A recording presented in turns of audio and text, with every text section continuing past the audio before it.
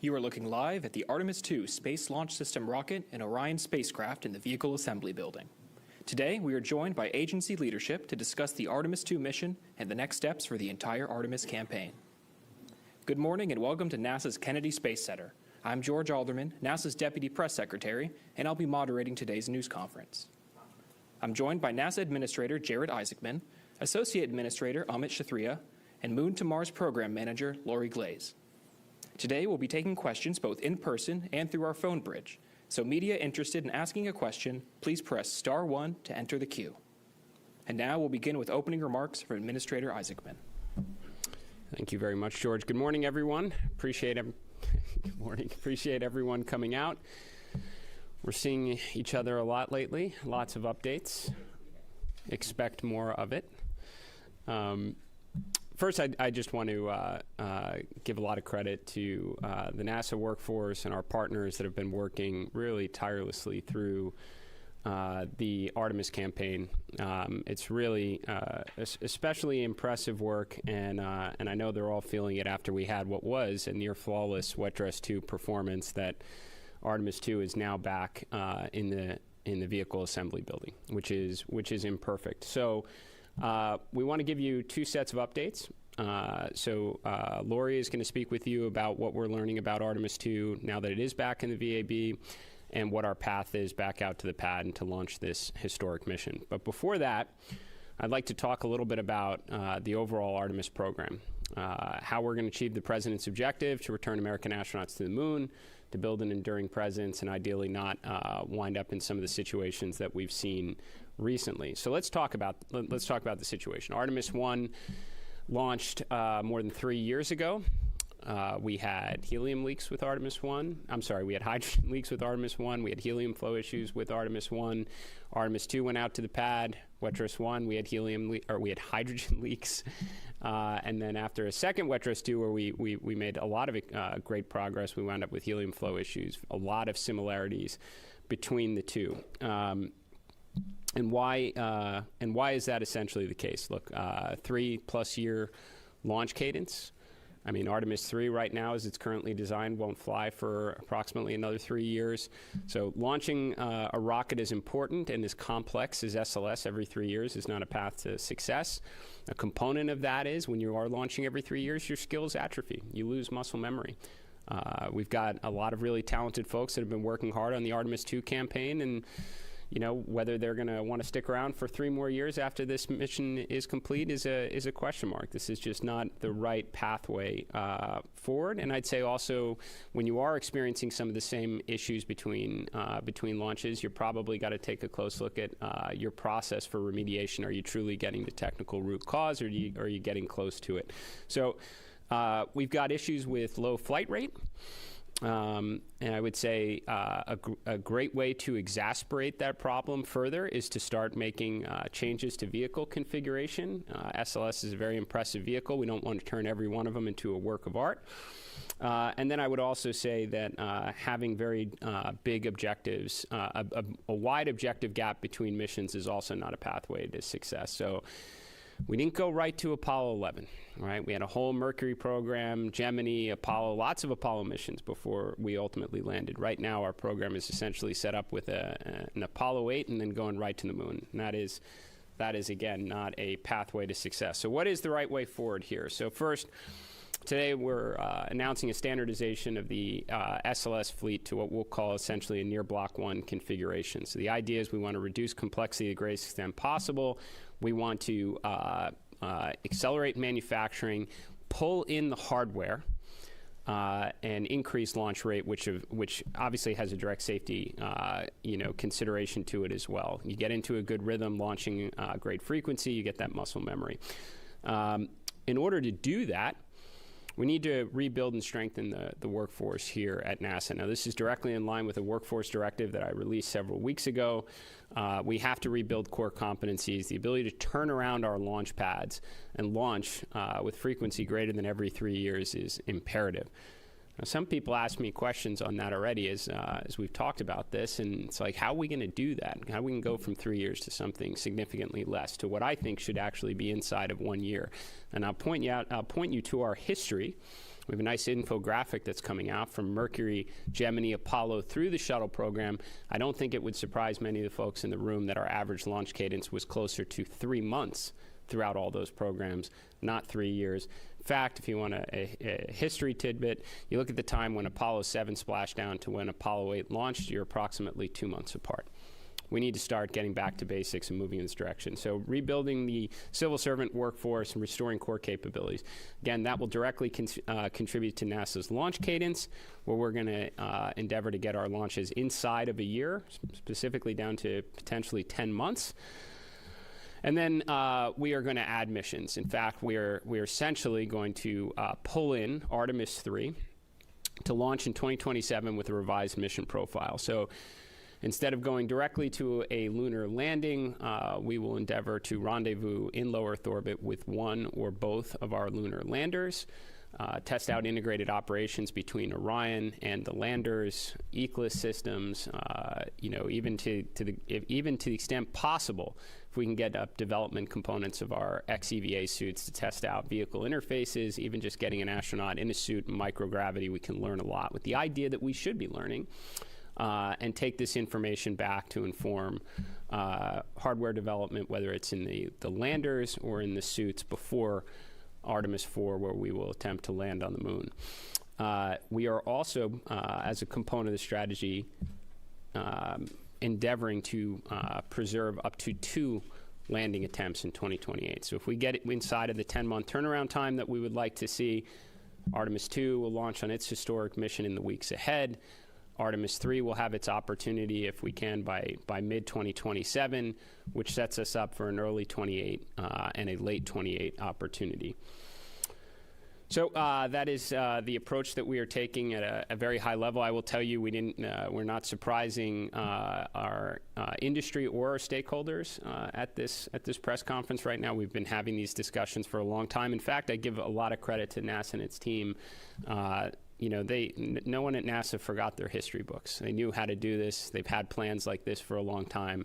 Now we're putting it in action. We had a chance to have these discussions across all of our industry partners, all of the prime contractors on the SLS vehicle, both of our HLS landing providers. Everybody agrees this is the only way forward. And I'll say, had similar conversations with all our stakeholders in Congress, and they're fully behind NASA in this approach. They know this is how NASA changed the world, and this is how NASA is going to do it again. With that, I'll hand it over to Amit. Thank you, sir. Let's see, the path forward that the administrator laid out, I think, is pretty clear. It reduces risk. It strengthens our ability to execute these missions and the campaign ahead of us.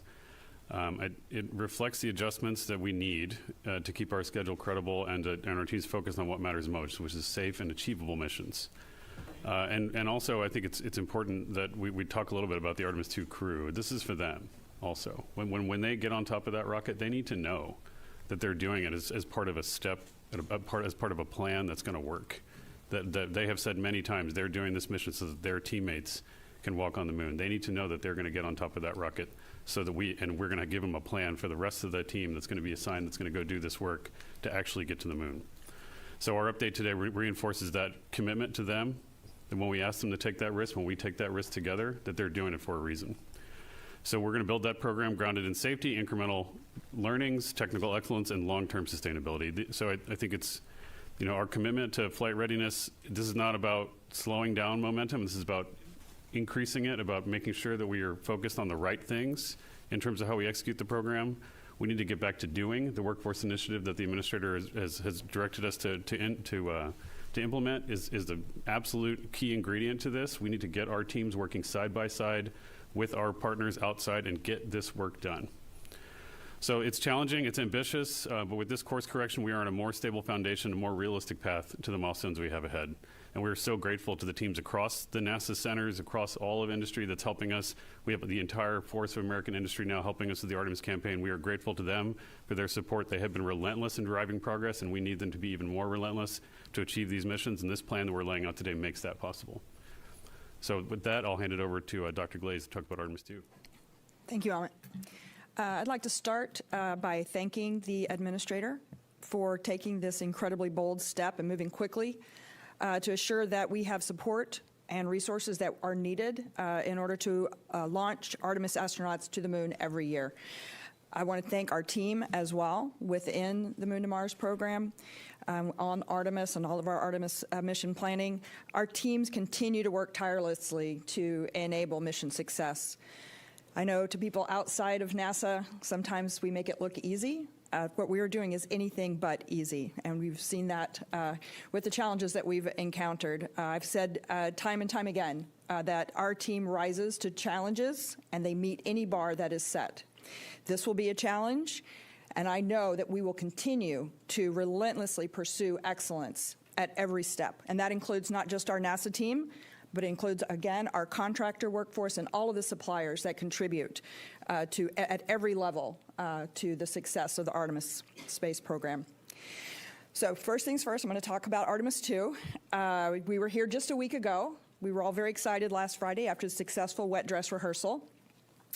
We were in a great place at that time and looking at a launch in early March. Things changed pretty quickly last Friday evening, where we discovered the issue with the flow of helium to the ICPS, the upper stage of the SLS. That occurred as we were doing the reconfiguration of the SLS as we transitioned from the wet dress into the launch configuration. So that was it was disappointing, but that's where we were. And the response of our team was exactly what we should be doing. We allowed the data to talk to us and tell us what we needed to do, and allowed those findings, the operational findings, to guide us in what decisions that we needed to make. And the data were pretty clear that we were no-go. We were in a no-go situation without the ability to flow the helium to the RL-10 engines of the upper stage. So while we have the ability to access the boosters and the core stage out at the pad, we were in preparations already for being able to do the work that needed to be done out at the pad.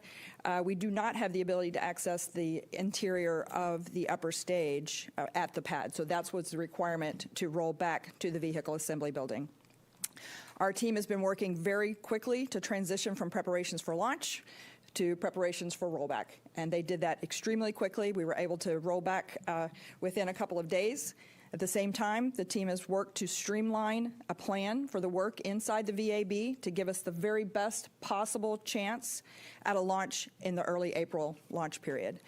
We got back to the VAB about 8 p.m. Wednesday night. The platforms within the VAB have already been extended. You can see them there in the live graphic. And the work has already begun, an incredible amount of work already going on. The suspected system components for the helium flow will be removed, and they're going to undergo detailed inspections and assess the cause of the issue. We hope to get down to the root cause of that and make changes not just to the hardware but to our operational procedures so that we don't encounter the same issue again when we roll back out to the pad. In addition to determining the cause of the helium flow issue, the teams are also going to do a number of other things while we're in the VAB. We will replace the batteries in the flight termination system and conduct another end-to-end test to meet the Eastern Range safety requirements. We'll give the closeout crew another shot, another chance at closing out the Orion capsule, get them a little bit more practice in closing out the Orion crew module. And then also the seal on the tail service mast umbilical that supplies the liquid oxygen to the rocket before liftoff, that is also going to be replaced to ensure a tight configuration. As you recall, of course, the twin seal that supplies, that goes to the liquid hydrogen was replaced out at the pad. So we've already replaced that one, so now we're going to replace the oxygen seal as well. And at the same time, we're also going to be reviewing the items that are already stowed in the Orion crew module. There's some of those time out, and we need to replace them, so we'll be doing a little bit of that as well. We will continue to provide updates, regular updates of how we're progressing within the VAB and our plans once they solidify on when we roll back out. We will definitely let everybody know. And just again, to return to Administrator Isaacman's statements, beyond Artemis 2, I know that our team is up for this challenge. We are ready, and we are ready to get started on that. Thank you. Thank you. We'll now take your questions. Please ask one question at a time so that we can get to as many of you as possible. We'll circle back if we have time. We'll start with a question here in the room, but if you're joining us via the phone bridge, please press *1 to enter the queue. And I'll take our first question. Will. Hi, thanks. Will Robinson-Smith with Spaceflight Now. Thank you all for taking the time this morning.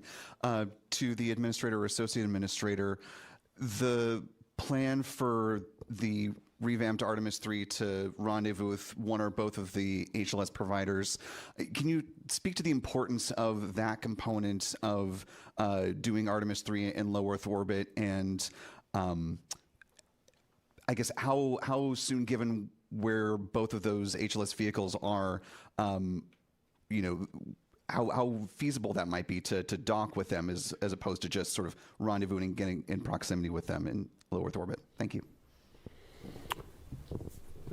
So I'll begin and welcome Amit's additional inputs on this. I think one of the one of the challenges, but is also one of the greatest opportunities that comes from both our HLS providers, is the ability to return America to the moon, not just, again, for the flag and the rocks, but to be able to actually build out that enduring presence. So what they're taking on is technically very challenging, but a lot of that involves, whether it's on-orbit prop transfer or rapid reusability, because it necessitates lots of launches. We don't find ourselves in that situation for a low Earth orbit rendezvous. So this is an opportunity to test out the vehicle. We know they're capable of doing is not as much the technical process. The most demanding process is how to get that vehicle to the moon. So it's a perfect opportunity for us to test the interface out between Orion and that vehicle, to actually get humans in the vehicle, start looking at the echoless systems. This is all going to help take down risk for a subsequent landing. Yeah, I think for Artemis 2, we're doing on-orbit handling of the vehicle to test out rendezvous techniques. A low Earth orbit rendezvous is a bit more challenging than a LEO rendezvous, just because the external environment, the external torques are different. But as the administrator said, I mean, this was in the plan. We have to be able to mate with these vehicles. We have to dock. We have to ingress. We have to do those things anyway.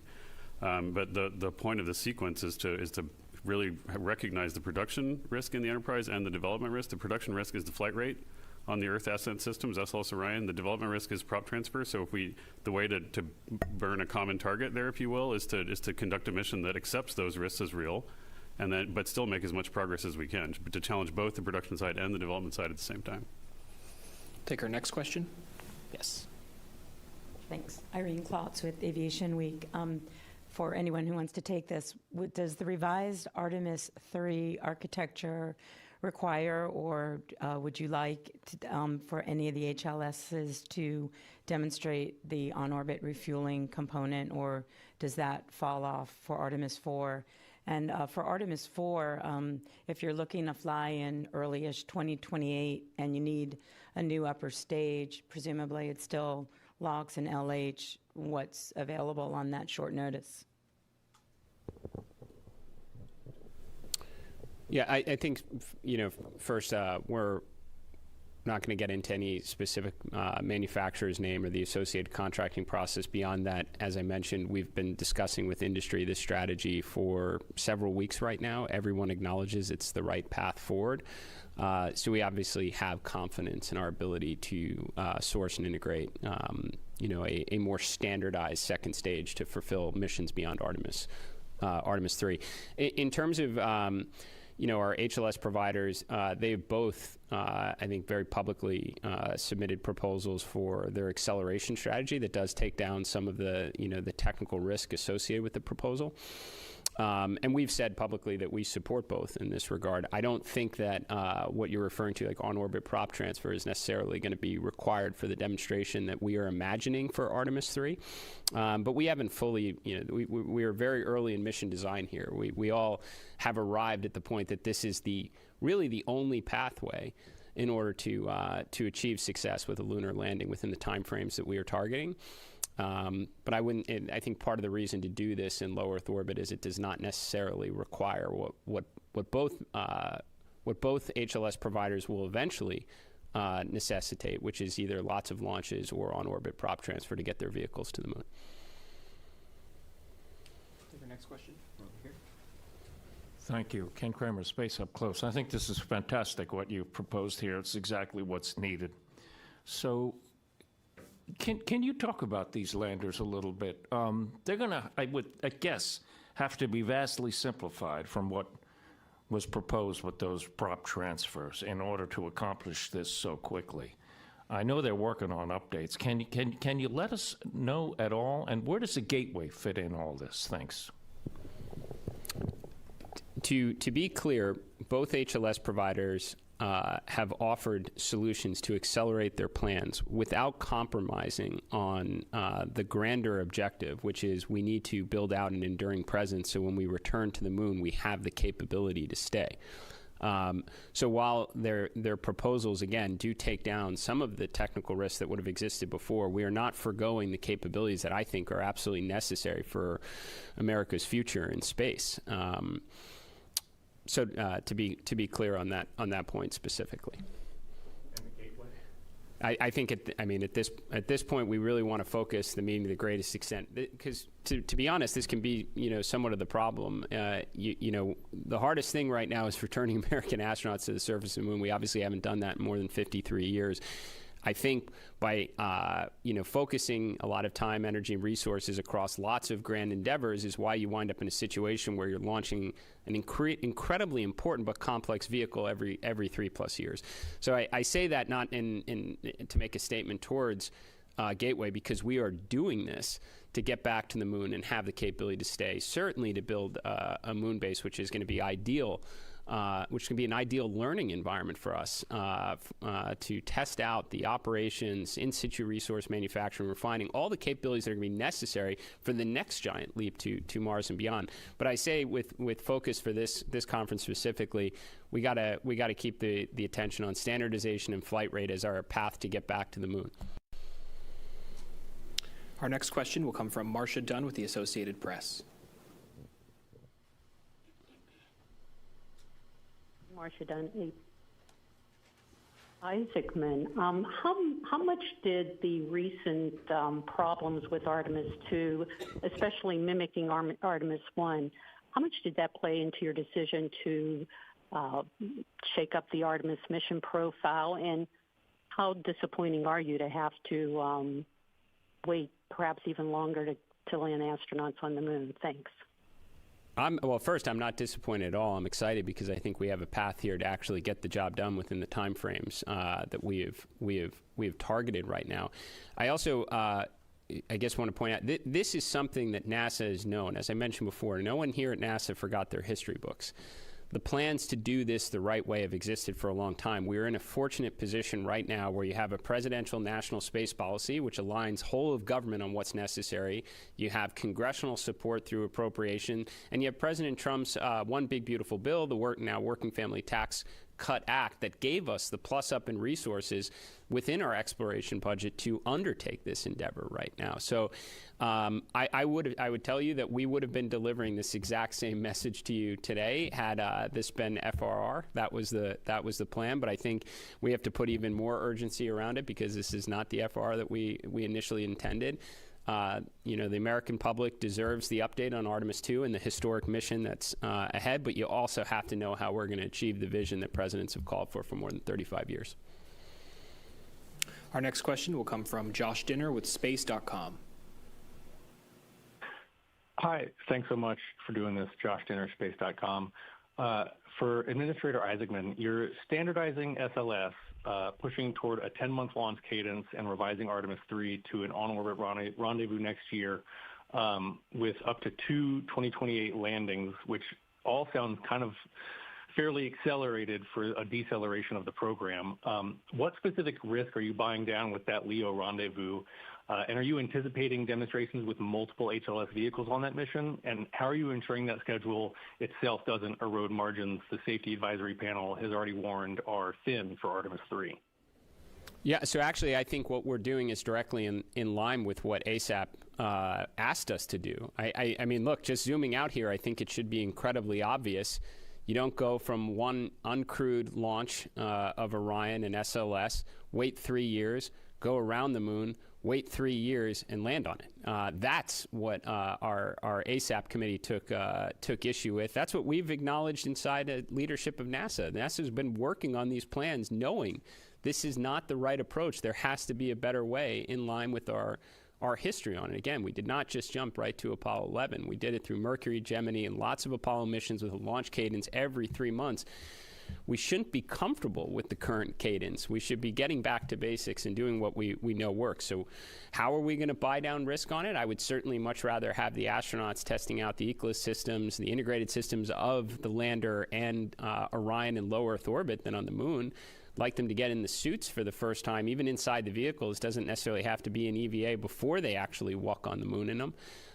So everything about this mission, and even though it's beyond conceptual, we've obviously coordinated with our partners on this, but the full mission design and objectives will be revealed shortly. I'll just say it's certainly in the direction of buying down risk before we put our astronauts on the surface.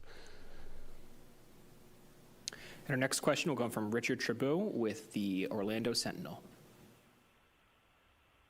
Hi, thanks. Calling for the car, so hope you can hear me well. About the increase in workforce, the civilian workforce, what does that mean for like personnel at Exploration Ground Systems, or specifically Kennedy Space Center, or the agency overall? And is there a concern about the flow of hardware from Orion or SLS? Potentially, are you going to have an Orion capsule for potential Artemis 5 in 2028 at this pace? Thank you. Yeah, so I'll kind of work backwards from there. As I mentioned before, we're not here today to surprise industry and our stakeholders. We've been having these conversations for weeks now. I've spoken to the leadership at every one of the prime contractors that contribute into the SLS program. Everyone's behind us, and they've all said the exact same thing. This is the only way to get the job done. So there's a lot of work we have to do here at NASA to prepare. Part of that goes to the second component of your question, which is we got to rebuild our core competencies. Now, does this mean the overall workforce count increases at KSC? I don't know the answer to that specifically. I would say that there's a lot of contractors which do fantastic work that should be civil servants. That's kind of the heart of the workforce directive right now. 75% of our workforce right now is contractors.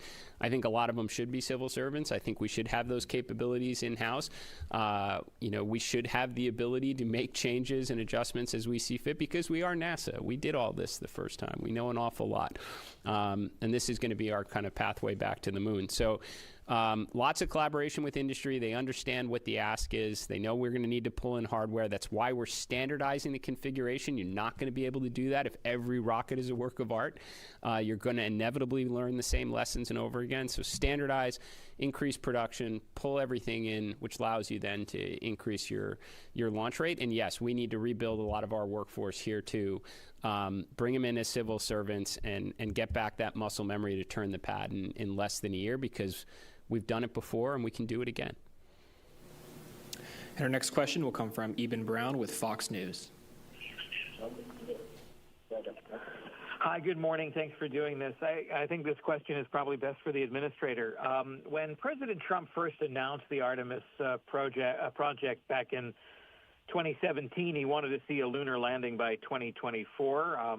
That was obviously not missed. This, despite perhaps being an integration of better practices, does once again push that goal a little further into the future. The president hasn't said much about this really at all, I don't think, but what's the overall attitude coming out of the administration here? I mean, are they happy with this, not happy with this, or how does the agency itself react to that pressure that may or may not be there coming from the administration to keep this on track as much as possible and make sure that there aren't unnecessary slips in timelines?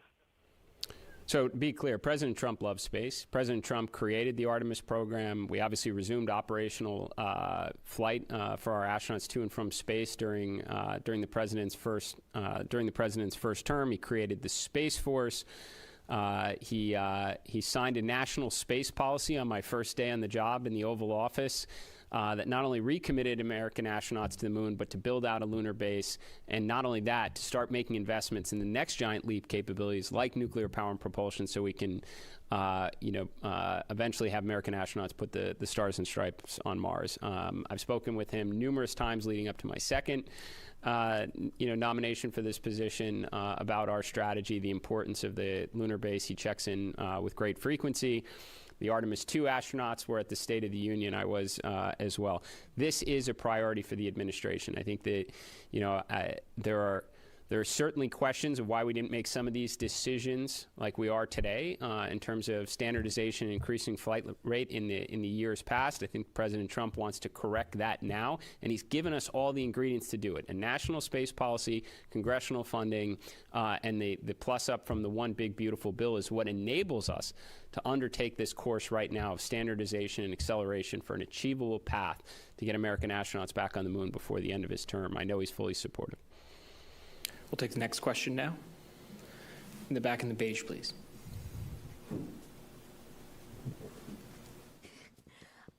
Do you think that some of the budget cuts that we've had recently have contributed to that low flight rate? And would you say that we have the resources and funding to increase that flight rate? And sorry, I just have a logistics question. So can you just clarify the Artemis 3 timeline here? You mentioned mid-2027 and 2028, and I just want to clarify, are those two landing attempts? And then would you be launching in 2028? I'm just trying to wrap my head around that. Sure. I mean, let me just address there were no budget cuts to NASA. We actually had historic funding last year between the consistent funding through the continuing resolution plus the plus up from the One Big Beautiful Bill or the Working Family Tax Cut Act. NASA had historic funding last year, which is the only reason why we are capable of undertaking this right now. So I just pause on that point. In terms of, again, to be very clear, because I know we're moving around here a little bit, Artemis 2 is going to launch in the weeks ahead, 10-day mission, historic mission to go around the moon. It's going to allow us to test out the Orion spacecraft. Artemis 3 will launch, ideally, by mid-2027. So this is now getting us back in the rhythm here of increasing launch cadence with SLS and the Orion spacecraft. Our objective there, and we've spoken with both our landing providers on this, is to rendezvous with one or both landers. That's an opportunity for us to test out integrated operations between Orion and the lander, which is important. That will be a crew-rated vehicle someday. There's ECLA systems we're going to want to test out. It's another opportunity for us maybe to get our suits up there before the astronauts actually have to wear them on the surface of the moon. If we can't make that timeline with suits, we have other opportunities to get them up to International Space Station, but we do consider that a priority, which then sets up for Artemis 4 and 5, potentially, in 2028. We're not necessarily committing to launching 2 missions in 2028. We want to have the opportunity to be able to do that. Take the next question. In second row in the gray. Thanks. Bill Harwood with CBS News. I have about 10 questions. No, I'm kidding. I've got 2 questions. For Jared, you mentioned the ASAP earlier. Their report came out this week, and could you add anything about what input they had in your decision-making? Because it seems like you're addressing most of their primary concerns, at least. And then for Lori, I guess, I know you guys are focused on these near-term flights. We're not talking gateway today or whatever, but will you continue work on Mobile Launcher 2, or does the work stop now? And what about the Lunar Terrain Vehicle, which originally was part of, I guess, Artemis 5? I mean, is it the same philosophy that's covering that? We're going to stop worrying about that stuff right now and focus on the near term. Yeah. Sorry. So with respect to the ASAP committee, I would say that it is interesting that a lot of the things that we are addressing directly go to the points they raised in their reports. I can't say we actually collaborate on it because I generally think these were all pretty, obvious observations. So yes, ASAP was rightful to call out some of the, some of our shortcomings, and we should be addressing them. It just happened to be in parallel. So in any of my recent conversations with the committee, I said, look, we are completely aligned. I agree with every one of the points that you raised, and we have to address it.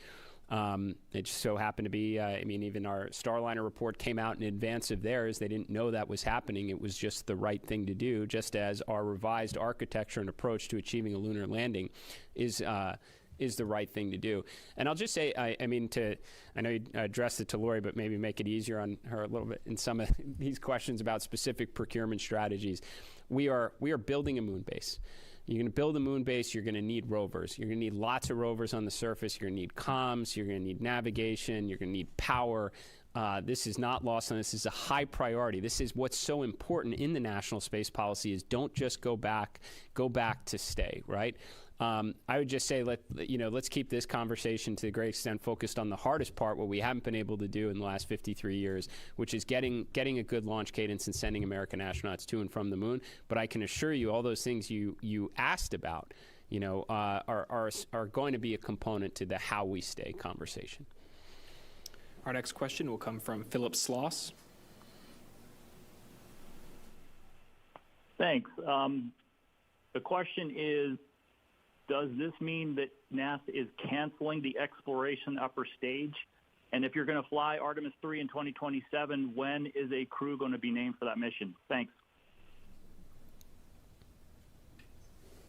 I feel like I'm taking all the airtime here. Yeah, we're not going to talk about contractual issues. I mean, I think you understand the intent of what we're discussing, which is making sure we head towards reliability and standardization of it. We're going to work with our partners and make sure we handle that in the right way. The second part was Crew. the crew. Yeah, again, same way. We're not here to do mission design, right? We're not here to talk about that. I think what's important is what we said at the end, right? The whole plan is we need to chunk it into achievable objectives. The whole plan we've attempted. It's been augmented by the vision in the space policy that was released.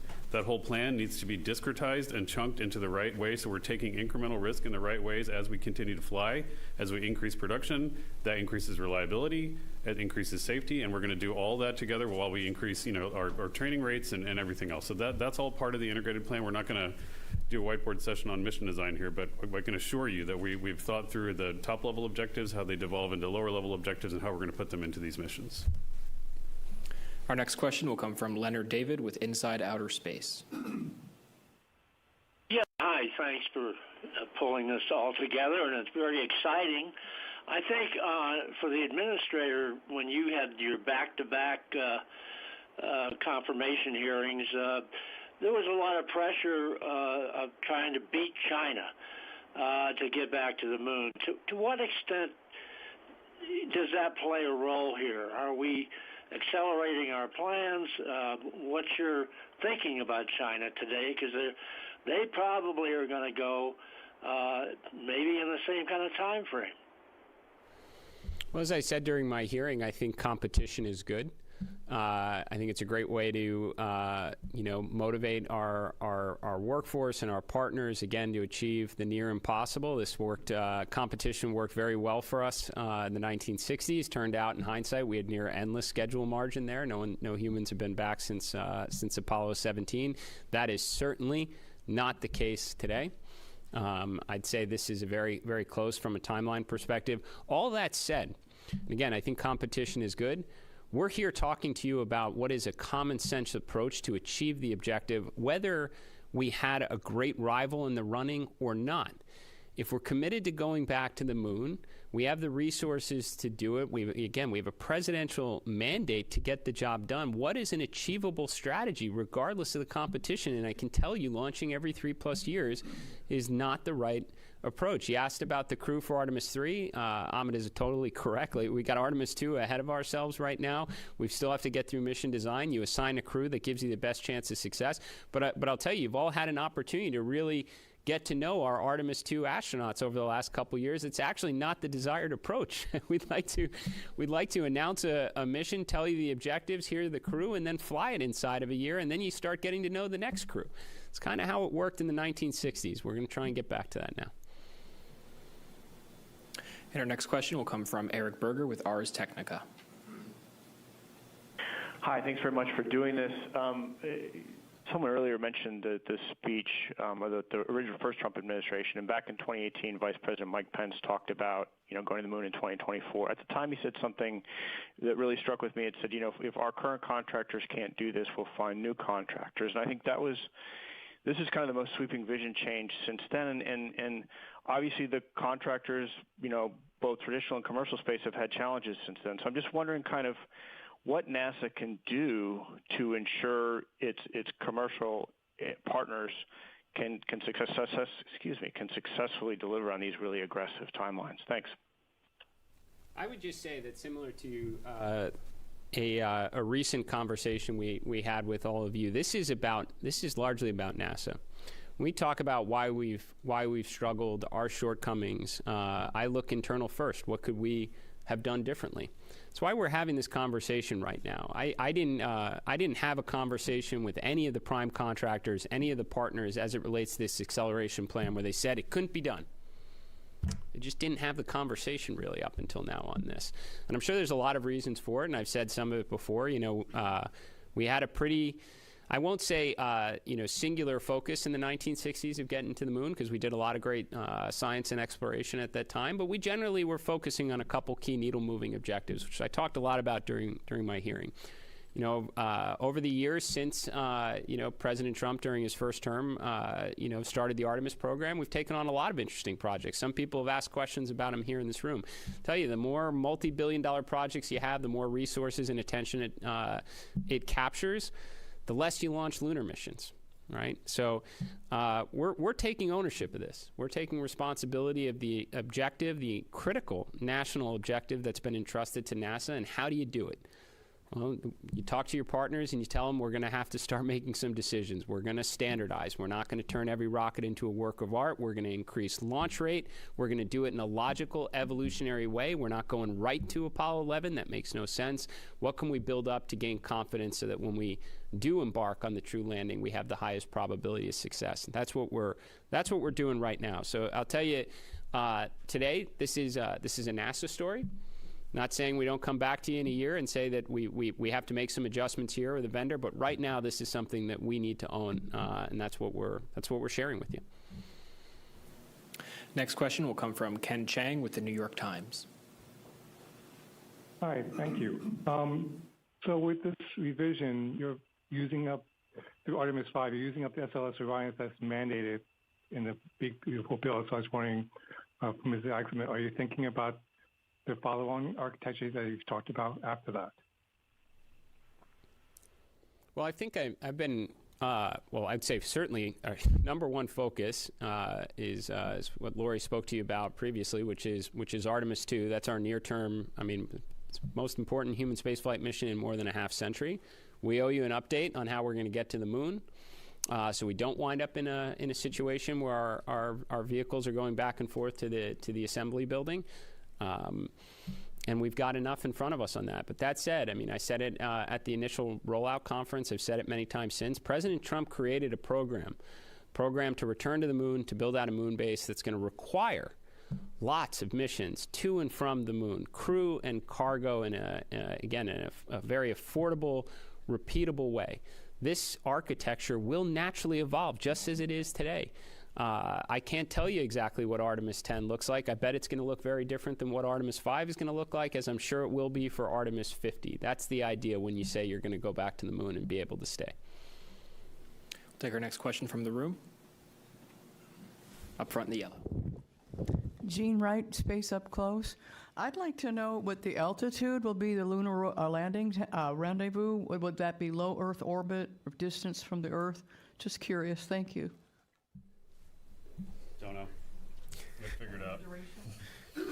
Yeah, ideally, we want to put as much, every time we take the ascent risk with a crew, right, we want to make sure we get as much done, right? And so we'll get into an orbit that's achievable for as many docking and mating operations as possible, as much, environmental similarity to what we would experience, during the landing mission. So we're gonna take all those objectives and pour it into the design, but I can't tell you the orbit yet.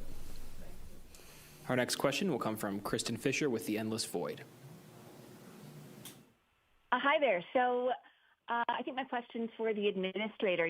We've talked a lot about the Artemis 2 crew, but how about the rest of NASA's astronauts? They've now got this kind of exciting bonus mission that they could be assigned to. How did you all inform them about these changes, and how soon after Artemis 2 returns do you all anticipate naming the Artemis 3 crew? Thanks.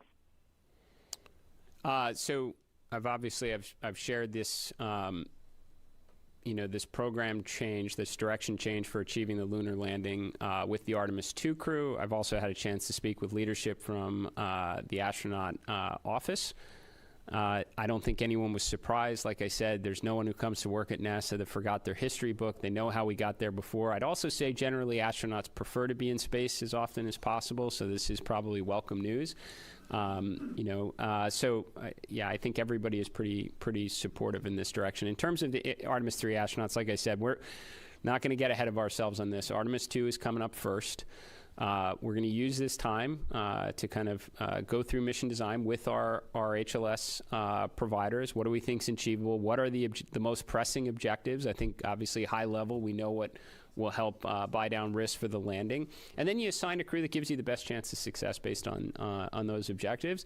I hope you get to know them well, cheer them on, support them, and then meet the next crew shortly thereafter.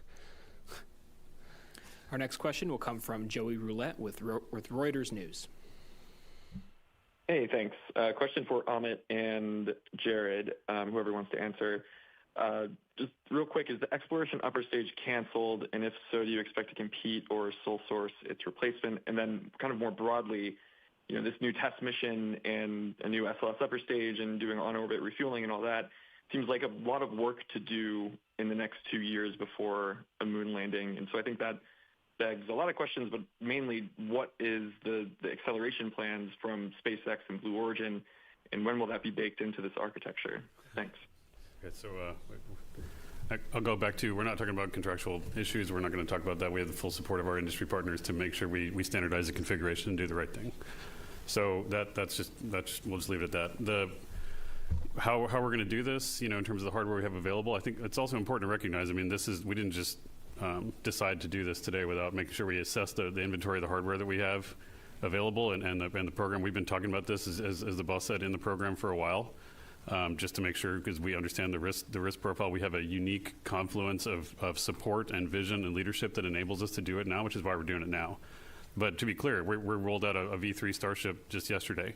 CSM-3 is in the factory already. It's about to be mated together. The heat shield's ready to go. We're going to mate both of them together. CSM-4 is also being populated with hardware. ESM-4 has been delivered from Bremen. The core stage, the top 4 fits of the core stage number 3 is at Michoud, ready to be shipped here in a couple months. With the end of section 4, Artemis 3 is already here. The barrels for the Artemis 4 core stage are being rolled. We have all the tools available there. ML2 is 90% complete. It can be configured however we need to. All of that hardware is flowing towards the Cape. We just need to get on with it. We have to get our workforce side by side with the teams out in the field, put this out there and start working on the hardware, start focusing on the right things, and do it. We can do it. We need the energy, we need the vision, and we need the plan to make sure we go do it, and that's what we're going to go work on. Next question will come from Jeff Faust with Space News. Good morning. Question for the administrator. Over the next few years, do you think these changes will result in sort of a net cost savings by standardizing SLS and not developing the Block 1B version, or additional costs by accelerating the pace of missions? And then maybe just a quick question for Lori on Artemis 2. When do you need to roll back out to the pad to be able to support a launch in that early April launch window? Thank you.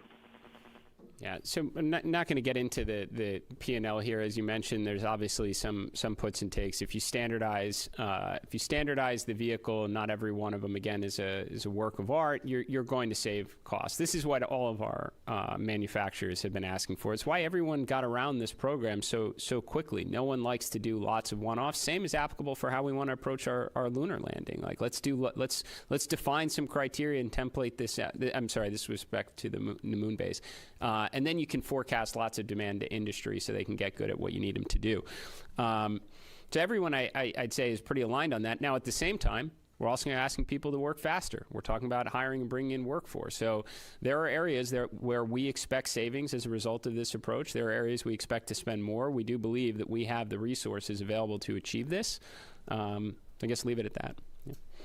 And as far as the rollout question, we are working diligently to make the changes that I mentioned at the beginning, the work that needs to be done within the VAB. We will need, at least, a week and a half or so-ish out at the pad to prepare for launch. I'll certainly provide an estimated rollout date when we have that available.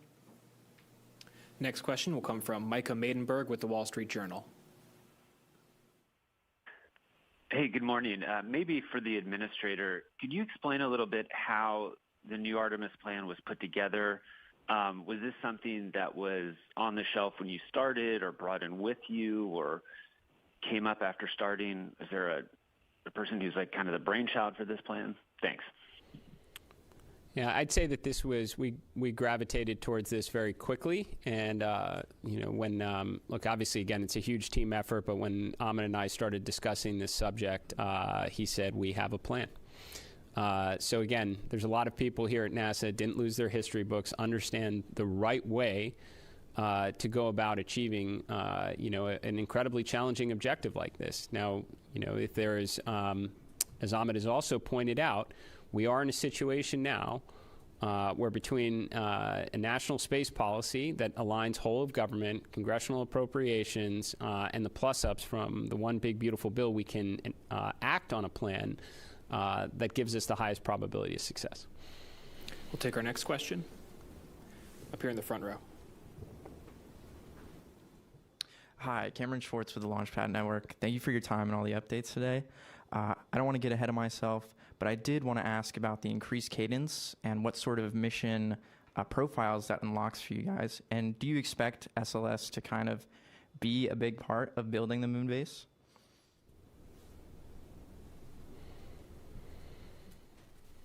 Yeah, so I think we, like the boss said, we're going to use all the hardware we have to achieve these missions. We're going to put the objectives together as we've decided. It's pretty clear. We have to be able to demonstrate in-space activity, the launch cadence, reliable Earth ascent, reliable lunar descent, reliable lunar ascent, surface operations. All that has to be demonstrated, right? So we're going to put those objectives into the plan. We have scoped that out already because that was the kind of end state here. But what we're trying to do is put them into manageable chunks so we can actually fly more quickly, because that pace, that cadence is what really will lead to reliability and safety, and that's what we need to do. Now, we have the hardware we have.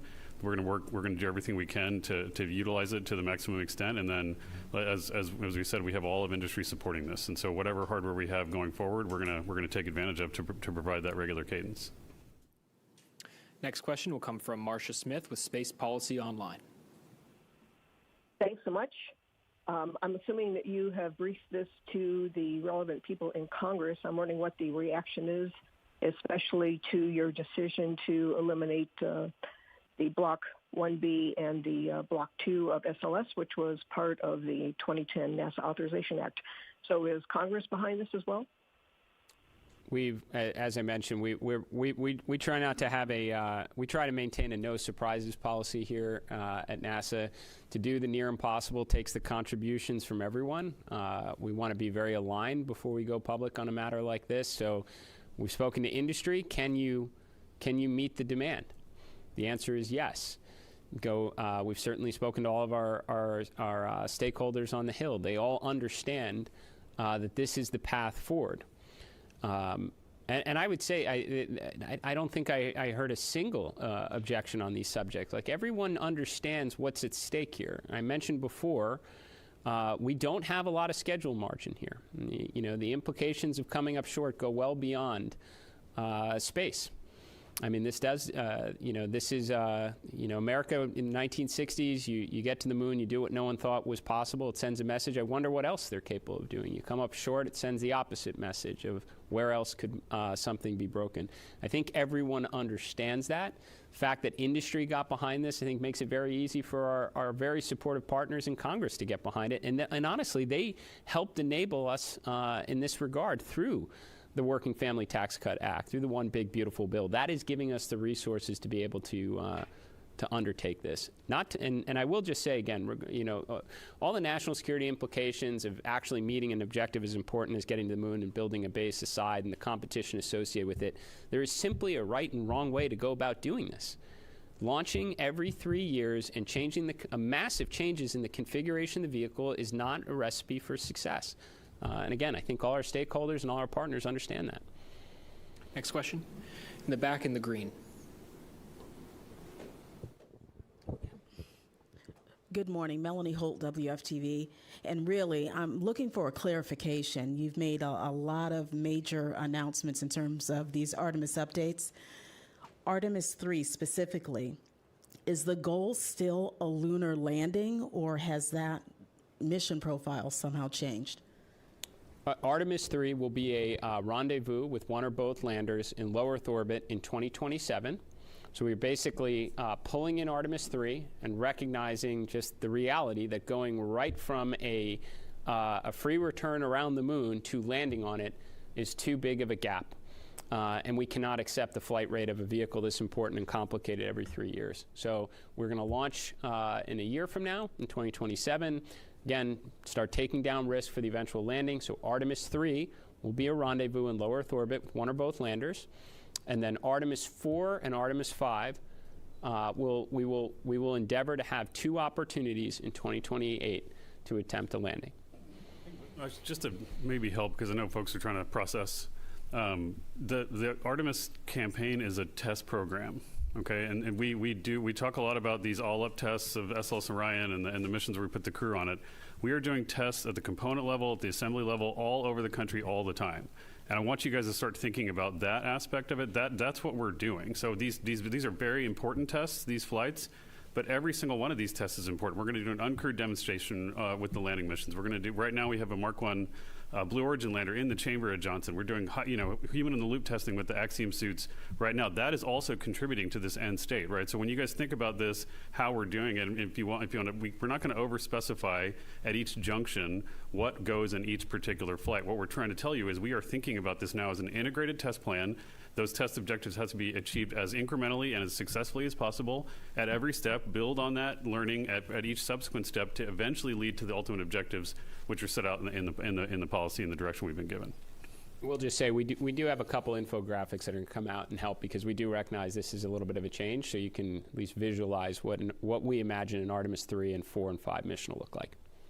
And we have time for one more question. That'll be from you in the white there. Yes, Bert Dick from the National Space Society. This is all very exciting, as the administrator mentioned about the loss of muscle memory after a launch every 3 years. I see the same impact on public perception, because a lot of the public wasn't even aware of what's going on here. Do you see this as a byproduct, a good opportunity to enhance the public awareness and public engagement and public enthusiasm about the Artemis program? Well, for sure. I mean, we have no doubt. It's mentioned many times that it's it's a different environment than the 1960s. There's more than 3 channels on a TV, so capturing people's attention at times can be challenging. I have no doubt when Artemis 2 takes flight, the world will take notice to that. It's going to be an exciting, it's going to be the most historic mission, human spaceflight mission, more than a half century. But yes, how do you maintain that momentum? How do you keep the public engaged on it? Well, certainly flying every 3 years isn't the right approach to that. So, nor is it, as I mentioned before, even technically the right strategy to achieve something as extraordinary as a lunar landing. So, I am certainly hopeful for all the operational technical benefits that come with this new approach, but I do believe it helps keep the public engaged, which again, that's fundamental to what we do. We want to see a lot more kids dressing up as astronauts on Halloween, inspiring the next generation to take us a lot farther than the moon as part of the plan. That'll conclude today's news conference. Thank you to all of the media who joined us and for your continued coverage of America's return to the moon. As a reminder, you can follow along with the mission at nasa.gov/Artemis. Thank you, and we'll see you next time.